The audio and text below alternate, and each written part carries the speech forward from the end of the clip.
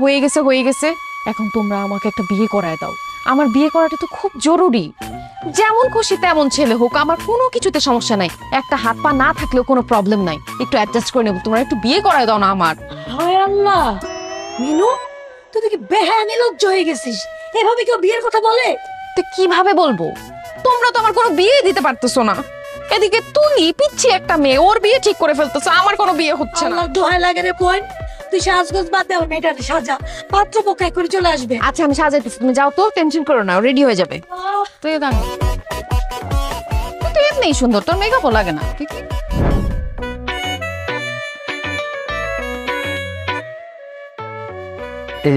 কিছু মাশাআল্লাহ, একদম চাঁদের মতো সুন্দর। Thank you. আপনি তো খুশি হন না, আপনাকে বলি না। মেয়ে আমাদের পছন্দ হয়েছে। ও ছেলেকে তো জিজ্ঞেস করিনি, তোর পছন্দ হয়েছে?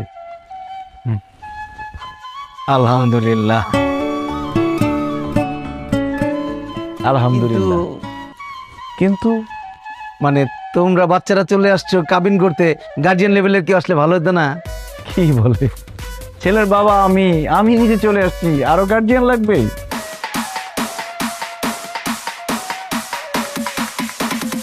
ছেলের বিয়ের জন্য বাবাই তো যথেষ্ট, তাই না একমত সাহেব?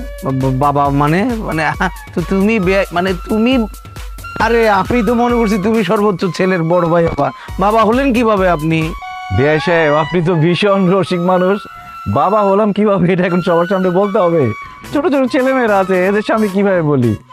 আচ্ছা দাঁড়ান, এই এনআইডি আর বার্থ সার্টিফিকেট দেখাও।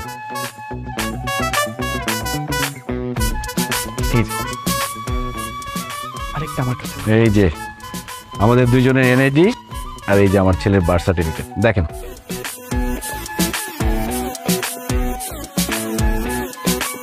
কি এবার বিশ্বাস হয়েছে যে আমরা পিতা পুত্র? আসলে আপনাকে দোষ দিয়ে লাভ নাই, সবাই এরকম কনফিউজ হয়ে যায়, ভাবে আমরা দুই বন্ধু অথবা বড় ভাই ছোট ভাই।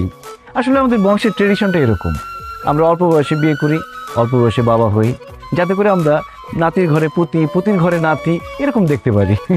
যেমন আমি বিয়ে করেছিলাম যখন, তখন আমার বয়স ছিল 21 বছর 1 দিন, আর আমার ছেলের বয়স এখন 21 বছর 10 দিন।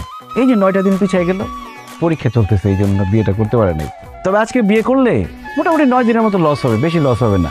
তবে আমার ছেলের কিন্তু শারীরিক বয়স কম। শারীরিক বয়স কম মানে? মানে জন্মের পরে সবাই জন্ম নিবন্ধন করতে গেলে বয়সটা হাইট করে না, কমায় লিখে। আমাদের বংশে সবসময় 2 বছর বাড়ায় লিখে, যাতে করে বিয়ের সময় কোনো ঝামেলা না হয়, আইনি কোনো জটিলতা না হয়। তার মানে আপনার ছেলের বয়স 19 বছর 10 দিন। তার মানে আপনার যখন বিয়ে হয়েছিল তখন আপনার বয়স ছিল 19 বছর 1 দিন। বিয়ে সাহেব তো আমাকে খুব পাকা ছিলেন মনে হচ্ছে। আর আমার ওয়াইফের বয়স ছিল 16 বছর।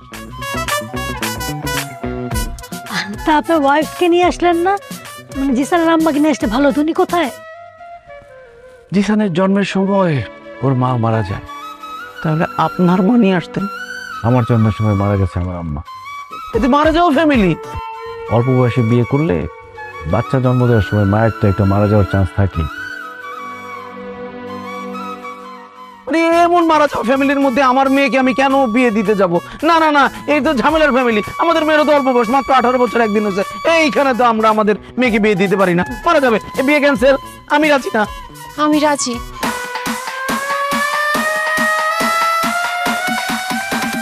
আপনি তো আমার থেকে বয়স অনেক বড়, আমি তো আপনাকে বিয়ে করব না।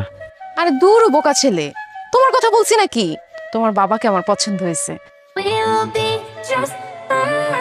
আমাদের বয়স, হাইট সবকিছু একদম পারফেক্টলি ম্যাচ হবে, একদম রবনে বানাতে জড়ি। এই যে বিয়ে করবেন আমাকে?